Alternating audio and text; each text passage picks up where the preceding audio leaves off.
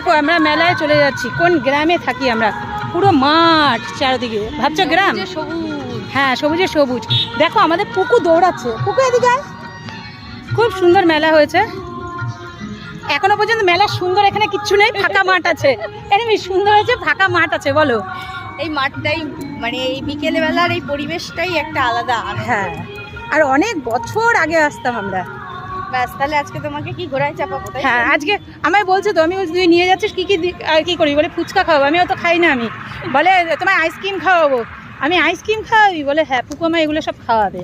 ব্যাস, তাহলে আবার টেনশন নেই তো, পুকু খাওয়াবে বলেছে, খাওয়াবে। তুই কি খাওয়াবি বল? খাওয়া দেখো মাঠে এসে এটাকে বলি আমি ভালো মেয়ে, বলে এই মাঠে এসছে। টাকা নেই, আমি সামনে জামা পরতে পারলাম না ভালো করে। ই বাবা, দেখো কি দুঃখ। টাকার জন্যই তো বলছি, আগে পড়াশোনা করো, বড় হও। বড় হলে তখন দেখা যাবে। তখন দেখা যাবে মানে? আরে বড় হই, তারপর তো টাকাটা পাবো, তারপর তো না। হ্যাঁ, একদম পেতে হবে না, স্টেপ বাই স্টেপ। আমাদের পুচকুমা